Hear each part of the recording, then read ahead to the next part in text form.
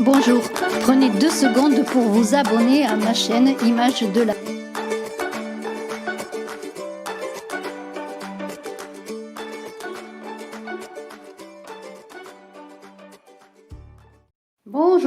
Bonjour Scorpion, je suis heureuse bien de faire cette vidéo pour vous, pour parler de rêve, de votre rêve, de la voie de réalisation de votre rêve avec le tarot bien de Botticelli pour la définition de votre rêve, qui est bien la tempérance.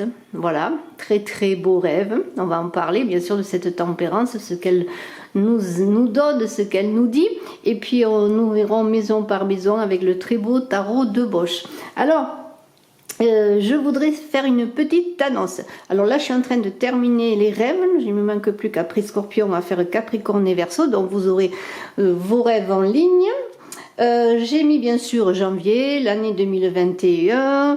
J'ai mis beaucoup de vidéos. Je vous invite à aller voir tout ça. Et puis je suis en train d'organiser le concours des 15 000 abonnés. Nous sommes dans 14 000, pas loin de 400. Alors, comme je pense, en fait je pense pas, j'espère que vite nous aurons les 15 000 abonnés, mais pour vous encourager à vous abonner, et je vous en remercie, eh bien je vais faire un premier gagnant à 14 500 abonnés. Alors, ce que je voudrais signaler tout de même, c'est que bien sûr, je vous fais confiance quand vous vous abonnez, mais de me dire en commentaire que vous vous abonnez et que vous voulez participer. Comme ça, je peux vous inscrire. C'est beaucoup plus simple. Ceci étant dit, eh bien, on va continuer pour vous, Scorpion, et on va commencer avec cette très belle tempérance qui est là. Alors, qu'est-ce qu'elle nous dit, cette tempérance? Quel est votre rêve? Eh bien, cette tempérance nous dit que vous voulez être sage. C'est un très beau programme. Je signale que ce tirage est intemporel, mais bien sûr qu'il correspond, puisque nous sommes en début d'année 2021, bien sûr à 2021, mais quand même c'est un tirage intemporel que vous visionnerez, qui vous parlera ou pas le jour où vous le visionnerez. Alors, eh bien, votre rêve avec cette tempérance et la sagesse et la communication. Alors, qu'est-ce qu'elle nous dit donc, cette tempérance? Elle dit en 2 mots, parce qu'après, bien sûr, je vais avancer sur comment on appelle ça, sur les maisons. Je reconnais mes dépendances, j'équilibre les polarités opposées, je favorise les échanges. Eh bien, vous voulez devenir un papillon, vous, Scorpion. Vous êtes encore la chenille, et cette tempérance parle de la chenille qui devient papillon, dans la sagesse et la communication. Alors, eh bien, on y va. On y va avec la maison de la personnalité où vous avez à nouveau la tempérance. Alors on pourrait dire que dans l'expression de vous-même, vous êtes déjà dans cette envie d'équilibre. Nous avons à la suite, nous avons dans la maison de la quête, nous avons la justice. Alors eh bien, on pourrait dire que la tempérance et la justice, c'est le miroir de l'équilibre parfait, c'est l'équilibre parfait.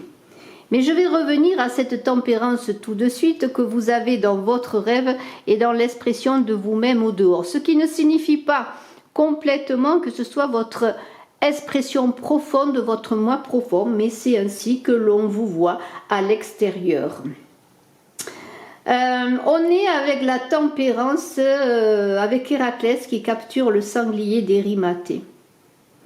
Alors, qu'est-ce que cela veut dire? Un sanglier, c'est un animal. Ça veut dire que la tempérance fait de l'homme animal un homme éveillé. On passe avec la tempérance des instincts primaires, des instincts de l'animal, à la réflexion et à l'intuition. Donc, qu'est-ce qu'on peut dire? J'en reviens à cette polarité, à cette harmonisation des polarités. C'est cela que fait la tempérance. Alors, il y a de la rigidité dans la quête. La tempérance, c'est le libre-échange. Donc, faudra-t-il trouver sans doute bien cet équilibre. Alors, qu'est-ce que ça veut dire la tempérance? Bien, c'est votre rêve en même temps. C'est d'être juste avec les autres, d'être avant tout être juste avec vous-même. Parce que si vous êtes juste avec vous-même, eh bien vous saurez être juste avec les autres. Vous avez envie de communication, c'est un peu cela aussi que vous faites déjà, même peut-être beaucoup, de cette communication sociale, de cette communication personnelle avec les mondes invisibles, d'autant plus on est dans la respiration, c'est les poumons. Et on vous invite à vous élever au-dessus de vous-même. Vous avez sans doute envie de respirer, comme beaucoup, me direz-vous. Dans cette année 2005, qui est une année du souffle, de l'esprit, de la respiration, du mouvement et de l'action, de libération, je pourrais dire, et c'est une année aussi de libération, le chiffre 5. Vous avez envie de maîtriser les choses. Alors on va continuer, on y va, on continue. C'est déjà une très belle avancée avec la quête qui est là. La quête, eh bien, c'est la justice, c'est la justesse. Toujours dans cette idée de réalisation de cette communication. Hein. Alors, eh bien, vous êtes là dans une idée d'équilibre intérieur et extérieur, dans ce balancier subtil de l'âme. La justice est là pour que la conscience s'affirme en vous, s'éveille en vous, hein, en nous je pourrais dire, puisque nous sommes tous influencés par cet arcane de la justice, mais on parle du scorpion. C'est comme si vous voyez la justice qui descend dans la matière, on peut parler de la justice de l'homme, mais là c'est la justice qui rentre donc dans le plan de l'action, qui donne les moyens de rendre la justice. Vous êtes dans cette quête. Vous voulez vous occuper de vos propres affaires avec justesse, en harmonie avec Thémis, qui est le symbole de l'harmonie et de l'oxygène, et on en revient avec l'air à respirer, la respiration. Alors la justice, eh bien, et Thémis, c'est la fille de la lutte qui met sa loi intérieure en phase avec la loi extérieure, eh bien, des hommes, du monde, en équilibrant ses pulsions et ses émotions. Donc c'est là votre quête. L'épée que l'on voit dans l'arcane de la justice, eh bien, c'est le mental, mais c'est aussi l'aspect de votre personnalité, l'aspect qui tranche, mais c'est donc l'aspect aussi qu'on pourrait remener à l'ego. Alors là, l'action et la parole, eh bien, avec disons que la parole, l'action, bon, on parle, on dit, l'on fait, c'est un peu cela. Eh bien, ça passe par l'équilibre, par la justesse, par la justice. Et on est dans l'idée de transmutation, et là je pourrais parler eh bien, du mythe de la capture d'Éberou de Gérion par Héraclès Hercule, de transmutation de nos instincts inconscients, de vos instincts inconscients. Et c'est là que j'en reviens avec la tempérance à l'idée de devenir un homme éveillé, en se libérant de l'homme animal qui sommeille en nous. Alors là, on est dans une transformation, renouvellement, c'est là votre quête. On va voir aussi maintenant, eh bien, les peurs, les peurs et les désirs. Alors vous avez des peurs, mais en même temps, ces peurs peuvent être des désirs. C'est parce qu'ils sont des désirs que vous en avez peur. Et on a cet arcane de l'empereur. L'empereur, il structure, il autorise. Il s'autorise. Il s'autorise à matérialiser ce qu'il veut réaliser par un esprit rationnel. Alors bien, que faut-il faire peut-être pour allier les désirs et la peur, pour être dans l'action? Eh bien, c'est allier ces énergies, encore une fois, on est toujours dans cette idée de tempérance, ces polarités masculines et féminines. L'empereur, lui, n'a pas d'héritage, il doit conquérir son territoire, il doit conquérir son royaume, il veut construire. Et on est avec la mort qui est à côté, qui représente la mission de vie dont je vais parler. Eh bien, on est avec la mort dans 1 et 3, qui font 4. Donc, il y a une opposition, un conflit entre vos peurs et vos désirs et votre mission de vie. Donc, avez-vous peur? Il va falloir régler un peu cela, si je puis dire, hein. Un peu rétablir les choses. Non, parce que la mort, elle veut déconstruire pour transformer. Et l'empereur, c'est un peu l'immobilisme. Donc vous êtes dans ces peurs et ces désirs, en même temps dans une envie de transformation, mais dans l'immobilisme de l'empereur qui veut conquérir des territoires, mais peut-être dans une certaine sécurité. Là, on vous invite avec cet empereur à construire du neuf pour régler le conflit. Alors on est dans cette mission de vie maintenant avec cet arcane, j'espère que vous le voyez, que je ne remue pas trop. Cet arcane de la non-nommée, parce qu'on ne l'appelle plus la non-nommée, mais on l'appelle la mort, parce qu'elle est l'arcane de l'identité. Donc ça veut dire que si elle n'a pas de nom, eh bien il faut trouver un nom. Il faut vous trouver un nom. Il faut trouver un nom peut-être à votre mission de vie, mais savoir surtout qui vous êtes. Trouver votre identité propre, votre identification propre. Il s'agit de reconstruire avec cet empereur quelque chose de nouveau, mais en détruisant le passé, en détruisant des mécanismes inconscients, dans une idée de dépouillement de soi, d'autodestruction, oui, mais d'une autodestruction qui va mener à une transformation de soi, pour un retour à l'essentiel de l'être, à la connaissance de soi. Donc l'idée, eh bien, c'est un peu de rapatrier la lumière qui est en vous, ou la lumière dont vous avez été privé, ou dont vous êtes privé. Donc il y a une idée que l'action est de mise avec le mouvement, donc il y a une idée bien de se mettre en route, je pourrais dire. Et vous allez vous mettre en route avec ce fou qui est là, ce mât qui est là, dont on parlera comme d'un passage à vivre, d'un seuil initiatique. Eh bien, la non-nommée, c'est la colonne vertébrale. D'ailleurs, on voit bien ce personnage de vous qui signale bien cette élévation, cette colonne vertébrale. Je bouge trop, j'ai l'impression. Je vais la poser, la carte. Je vais la poser, je vais un peu avancer le... Pardonnez-moi, hein, pour ne pas trop bouger, ça peut vous gêner. Voilà. Dans cette non-nommée, eh bien, c'est la construction, l'élévation, comme l'on bâtit une maison. Vous allez bâtir votre identité, vous élever, vous connaître mieux, pour accéder justement à cette sagesse, cette possibilité de communiquer, mais avec vous-même déjà. Alors on est dans l'idée là de risque de fixation, parce que en même temps, votre mission de vie, eh bien, c'est cette non-nommée pour trouver votre identité, pour être en quête de votre identité, trouver votre identité, mais en même temps, comme c'est une non-nommée qui a peut-être un risque d'auto-sabotage, de destruction, mais non pas de reconstruction ensuite, eh bien, il y a un risque de fixation plus que d'action. Et c'est là que je dirais, pour ma part, que ce mât est bienvenu. Pourquoi est-il bienvenu? Parce que, eh bien, lui, on pourrait dire qu'il n'a peur de rien, c'est l'éternel aventurier. On est dans le seuil initiatique, le passage obligé. Donc vous devez passer par ce mât, dont on dit qu'il est fou, mais moi je dis qu'il a plus de sagesse que de folie. On est dans l'idée là vraiment dans le passage, c'est comme si on passait un seuil de porte sans se retourner en arrière en faisant table rase du passé. C'est le passage entre deux plans, l'avant, l'après. Et là je vais en parler, mais je reviendrai bien sûr sur la papesse. La papesse qui est là, dans la maison des défis, eh bien c'est l'accoucheuse. Dans le défi, ce serait d'accoucher de vous-même, de vous aider de cette papesse. Je vais la mettre là, mais je n'en parle pas encore vraiment, pour bien passer. Donc c'est un peu s'autoriser à venir au monde, presque je dirais même. On est dans qui même me suivent. C'est ça que dit ce mât, qui même me suivent. Je m'avance, j'y vais. Eh bien, si vous voulez me suivre, vous voyez, c'est à vous de voir.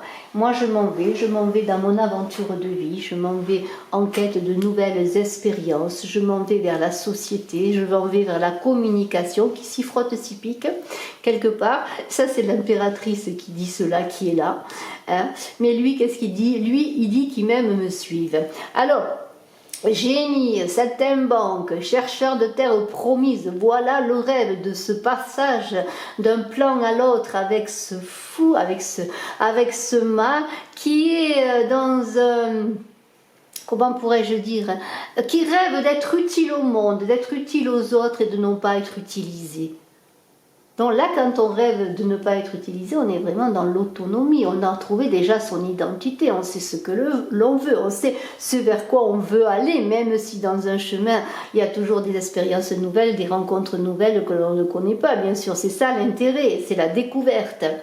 Donc, on est là vraiment dans l'idée, et il y a quelque chose qui est intéressant parce que celui qui s'engage sur ce passage de plan, eh bien, ce qui fait son but, c'est le chemin. C'est son chemin qui fait son but. Et c'est ça qui est intéressant parce que, après tout, l'objectif, oui, il faut en avoir un, Mais le chemin, c'est ça le meilleur, puisque c'est là que justement on va pouvoir faire preuve de toutes nos malices, de toute notre intelligence. Le mal, lui, il ne veut pas être enfermé. Il veut vivre, être lui-même. Alors, eh bien, on va continuer. On va continuer avec l'ermite qui est là. L'ermite, eh bien, représente toutes vos ressources, toutes vos qualités. L'ermite, on est avec le chiffre 9, dans le chiffre de l'achèvement, hein, c'est une fin de cycle, le chiffre 9. Là, il y a une idée. Alors, tiens, je vais parler un peu d'Héraclès Hercule. Parce que ce chiffre 9 me renvoie au serpent à 9 têtes, l'hydre de Lerne, une épreuve, encore un travaux d'Hercule, dans une épreuve de détachement, de séparation avec les liens ancestraux, les liens familiaux, les liens de sang, peut-être justement et sûrement pour trouver votre propre identité représentée par la non-nommée, pour être un être à part, un être entier. Alors, cet ermite, c'est aussi un pèlerin comme le ment, parce qu'il voyage, cet ermite aussi, même s'il a l'air replié sur lui-même. C'est un pèlerin de la sagesse. Et savez-vous, et je vous le redis, que vous voulez être dans ce rêve, dans cette arrivée à ce point de sagesse et de communication. Alors, c'est un chemin intérieur, bien sûr, on n'est pas sur les chemins, dans les forêts, dans les montagnes, sur les routes. Non, on est dans une introspection, là, un retour aux sources, comme une recherche de lumière intérieure, cette sagesse qui éclaire la petite lanterne dans le cœur, je dirais. Et il y a une idée d'intégration des connaissances naturelles, des connaissances de sa propre nature pour grandir. C'est quand même, et c'est peut-être l'ermite qui est le plus émancipé, je dirais, presque plus que le mat, parce qu'on est dans l'épreuve de l'émancipation. Et dans cette ermite, eh bien, c'est le passé, comment pourrais-je dire, c'est un passé dissous. On a passé le seuil là avec le mat. On a dissous le passé, ou encore si on ne l'a pas dissous, on continue à avancer, à le dissoudre pour aller vers son avenir. Donc on est encore dans une idée de transmuter cette solitude que vous pouvez vivre, parce que l'ermite, bon, il apparaît très seul, renfermé sur lui-même, et peut-être êtes-vous pour certains dans une certaine solitude intérieure en tout cas, où cet ermite et l'éclaireur le guide. Et avec sa toute petite lanterne, sa toute petite flamme intérieure, c'est sa sagesse, eh bien, qui va grandir, eh bien, il éclaire le monde qui l'entoure, et il éclaire il entretient cette flamme doucement, mais sûrement. Alors on est avec, comment pourrais-je dire, dans une idée que vraiment ce travail que vous avez à mener pour réaliser ce rêve de sagesse et de communication avec vous-même et avec les autres passe par en même temps un voyage extérieur et un voyage intérieur, toujours dans cette recherche et cette quête d'identité. Alors en défi, je vous ai parlé de la sagesse, hein. Voilà, la sagesse est là, hein. Voilà, j'espère que vous la voyez, et je vais peut-être maintenant agrandir un petit peu le jeu, hein, mais ça n'empêche pas que vous voyez la sagesse, un petit peu là, voilà. Voilà, pour que l'on voit quand même un peu le cheminement que vous avez fait déjà, hein. Voilà. Et on est avec bien cette sagesse dans la maison, et bien dans la maison des défis, toujours pour réaliser le rêve. Et là, on est encore avec Héraclès qui revient. La mythologie est là pour nous donner des leçons, des apprentissages, des connaissances pour apprendre à nous connaître, avec le lion de Némée. Qui va nous aider, là, cette sagesse, à passer en revue les anciennes règles de conduite. Alors comment jusqu'à présent vous avez évolué, les choses que vous avez répétées, les rumeurs que l'on a dites sur vous, tout ce qui est un peu ruminé peut-être quelque part, je pourrais dire, avec cet ermite qui cherche dans tout cela une lumière, à faire grandir sa propre lumière. Et on est donc avec cette sagesse, j'ai dit que c'était la coucheuse, on est dans la maison des forces, et je vais en parler ensuite avec, oh pardonnez-moi, je me trompe, pardonnez-moi, avec la maison des oppositions et le jugement dans le miroir de la connaissance, là. Donc, je vais en reparler de force et opposition, bien sûr, puisque nous n'y sommes pas encore, mais là, on est dans la sage femme qui accouche, la femme sage, on est encore dans la sagesse, on est au niveau du cœur, parce que la sage femme, cette papesse, elle accueille. On est aussi dans la dualité avec le chiffre 2. On est invité à faire encore appel, comme avec l'ermite, à sa connaissance intérieure qui est la clé, le sésame pour avancer, pour passer de l'ombre à la lumière. On est toujours dans l'ombre et la lumière. Vous voyez, on est toujours dans deux plans, ombre-lumière, qui doivent s'équilibrer encore une fois. Donc il y a un passage à faire.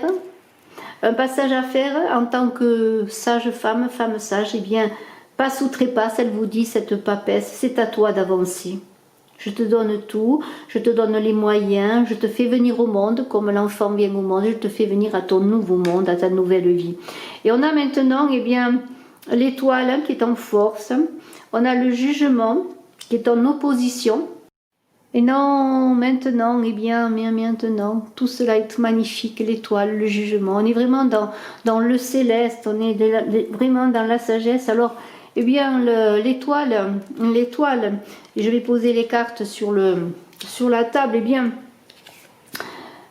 en force, cette étoile, là, parle d'animus chez la femme.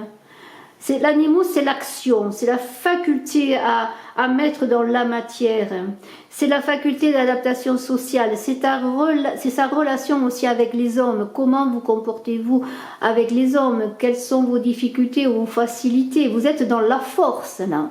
C'est la rencontre du monde de l'abandon, je pourrais dire, parce qu'on est guidé par l'étoile, on fait confiance, on s'abandonne. On est dans l'amour infini. Donc c'est votre force, cet amour infini, cette compassion que vous portez à vous-même et que vous portez aux autres. C'est aussi la joie de l'espérance, c'est la joie magnifique. Je pourrais parler presque de l'hymne à la joie.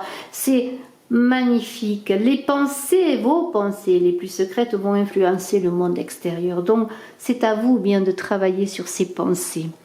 On est dans les oppositions avec le jugement et j'ai dit que c'était le miroir de la connaissance avec la papesse pour réaliser encore une fois eh bien votre rêve là, eh bien en opposition ce jugement, qu'est-ce qu'il vous demande? Eh bien il vous demande de faire un travail sur le pardon, de sortir de votre culpabilité, d'aller dans une certaine force de transcendance aidée par l'étoile. Et nous avons là, comment pourrais-je dire, c'est comme si le livre des secrets s'ouvrait, le livre des secrets universels qui vous invite à appréhender, à connaître vos manques. Vos manques, c'est-à-dire tout ce qui vous manque. Hein. C'est comme si vous faites une petite cuisine, un gâteau par exemple, et bien il vous manque le sucre. Voilà. Et bien comment faire le gâteau sans sucre? Vous allez trouver peut-être autre chose pour remplacer le sucre ou pas en mettre. Mais en tout cas, là, on est vraiment dans le manque pour réaliser ce beau gâteau que vous allez manger, que vous allez partager. Et ces manques, eh bien, c'est ce qui vous manque pour avancer avec vous et avec les autres et à réussir votre cuisine magnifique. Alors, je trouve qu'on a déjà bien avancé. On va parler maintenant eh bien, de cette roue qui parle de fin de cycle, de retournement de situation, de saison et d'envie, surtout parce qu'on est dans la maison des envies. Alors, je vais parler donc de cette roue. Alors,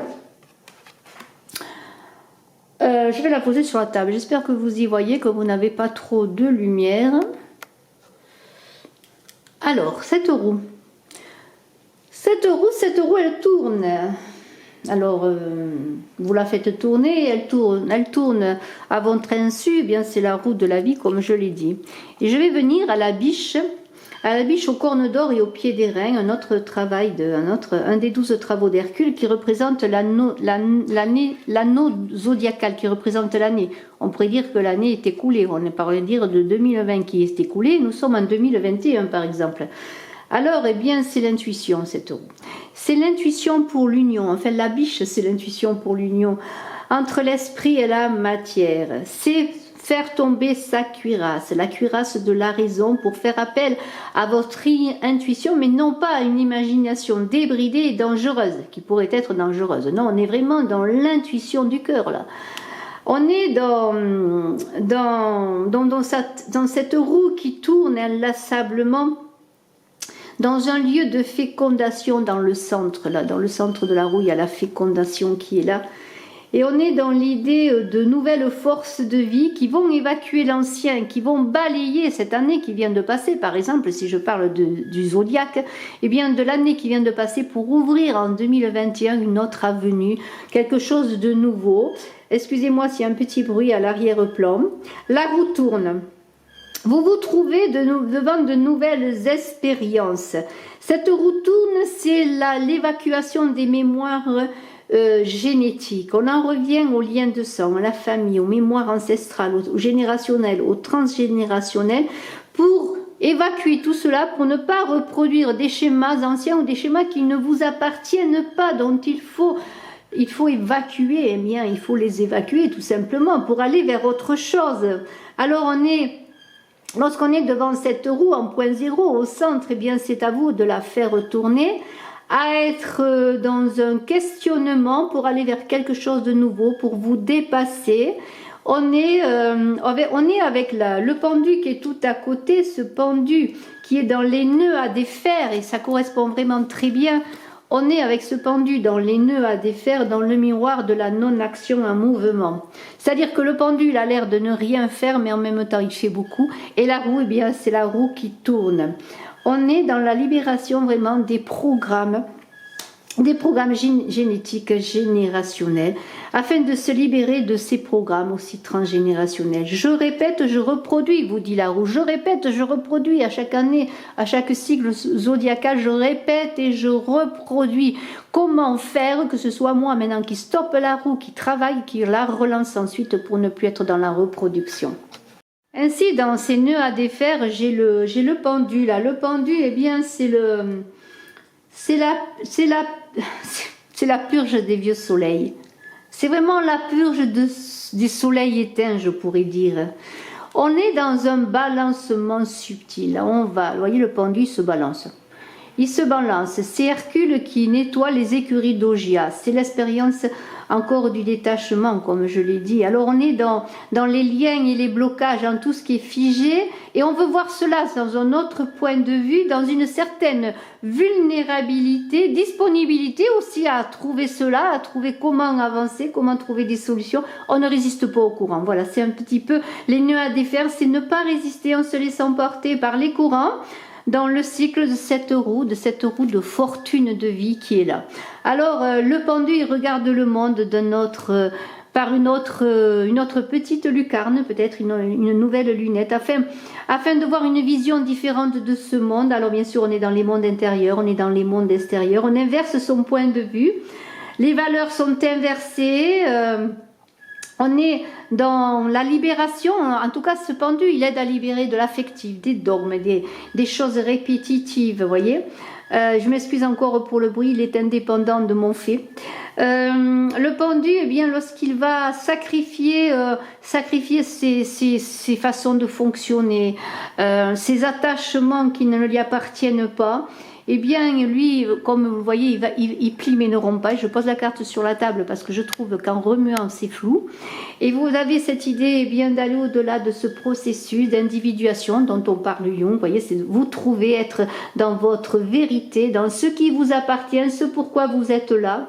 Et c'est un arcane de transfert d'abandon, de quelque chose de soi, c'est-à-dire de soi, que quelque chose qui ne vous appartient pas, que vous remettez à l'autre dans ce transgénérationnel, que vous allez laisser à l'autre, qu'il a travaillé ou pas travaillé, cela ne vous appartient pas, même si vous en êtes quelque part un peu dépositaire. héritier ou héritière, mais quelque part, ce n'est pas à vous. Vous devez aller vers votre chemin. Alors, on est dans une idée donc, de renouvellement, de s'ouvrir vers l'extérieur en ouvrant sa conscience et en faisant appel à son capital confiance. Alors on a maintenant l'idéal et ensuite on aura la problématique eh bien, de la réalisation fondamentale pour votre rêve. Et nous avons cette impératrice qui est là, je vais reprendre le rêve qui est là.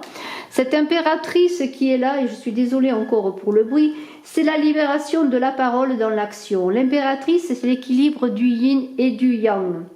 Donc c'est le côté masculin chez la femme, là, cette impératrice. Donc dans cette énergie d'action, c'est la femme qui montre son autorité. Hein, c'est le côté aussi, parallèlement, c'est le côté intuitif chez l'homme. Donc il y a toujours l'idée de faire l'équilibre de tout cela. On est dans la bipolarité des sexes. On est dans une demande d'équilibrer pour travailler tout simplement à la réalisation de votre rêve qui est la connaissance, la communication avec vous et avec les autres et cette sagesse intérieure à développer. Alors, bien, libérer la parole, ce sera un moyen pour vous, Scorpions, de vous émanciper, d'aller dans la réalisation de vos rêves. Osez parler de vous, de ce que vous êtes, de ce que vous voulez, parce que c'est la troisième lame qui est la deuxième femme, la deuxième maîtresse, maître je dirais, parce que bon, c'est mieux de dire peut-être le deuxième maître dans le tarot de Marseille, mais cette impératrice, eh bien c'est l'esprit, la manifestation de l'esprit dans la matière, parce que l'impératrice elle discerne, elle pense, elle dit, elle fait. Et tout cela se fait en même temps. Elle est formidable cette impératrice, c'est une femme magnifique. Alors c'est l'épouse, la mère, c'est n'importe qui, c'est vous cette impératrice en tout cas. C'est vous maintenant. Et on vous invite ainsi à développer eh bien, le discernement. Hein. C'est votre idéal, c'est de développer le discernement et de travailler à ça. Eh bien, écoutez, la papesse va vous aider dans les défis à accoucher de votre moi profond. Il y a peut-être une idée avec cette impératrice, le numéro 3, de travailler peut-être, puisqu'on est dans la parole, de travailler sur le chakra de la gorge, même si ce n'est pas le numéro 3 des chakras. Hein. Voyez, cette idée de travailler sur le chakra de la gorge. Alors écoutez, on va y aller maintenant avec ce diable qui arrive là en problématique fondamentale. Et alors c'est un problème d'énergie. Votre problème, je pourrais dire, pour réussir votre rêve, c'est un problème d'énergie. Alors je vais poser le diable sur la table pour pas trop le remuer, et je suis un peu dérangée par le bruit, mais bon, c'est comme ça. Alors on est dans la puissance et le pouvoir, vu sous un angle de l'énergie. Voilà. Alors il faut quoi? Pour réussir votre rêve, pour dépasser cette problématique, eh bien, il faut voir comment utiliser votre charisme. Hein, comment vais-je employer mon énergie? C'est la question que vous devez vous poser. Au service de quelle action, de quelle chose, de quel endroit vais-je mettre mon énergie? Comment vais-je placer cette énergie dans quel service, dans quelle action? Et on est dans un conflit de puissance avec la papesse qui est là. Voilà, parce qu'il y a une idée de cette puissance du diable et ce pouvoir et la sagesse de cette papesse qui est là. Et tout cela, eh bien, si vous l'alliez, si vous le raisonnez, vous allez résoudre ce conflit et vous allez résoudre à canaliser cette puissance dans votre énergie féminine qui est la potentia. Et l'homme, eh bien, il va avoir cette potentat, ce pouvoir, cette énergie masculine. Et vous-même, vous allez allier ces deux énergies également. Vous voyez, l'homme et la femme doivent allier ces deux énergies. Hein, cette potentia féminine et cette potenta masculine. Et on est vraiment, grâce à cela, eh bien, dans la réalisation d'un certain équilibre qui va vous permettre vraiment maintenant d'avoir des solutions, des pistes et une finalité d'accueil, de puissance de vos énergies, de régulation de vos énergies pour réaliser votre rêve. Je vous remercie, vous Scorpions, pardonnez-moi si j'ai eu du bruit tout à côté, hein, voilà, c'est comme ça, on n'est pas parfait, merci infiniment, je vous invite à vous abonner, cliquer à partager, à aller voir aussi mon autre chaîne Saga Voyance Tarot et Runes, ainsi que Odyssée et VK où je suis en réseau social. Merci infiniment, bye bye. Suivez-moi aussi sur Odyssée, sur VK, sur BitChute et n'oubliez pas d'aller voir mon autre chaîne Saga Voyance Tarot et Runes.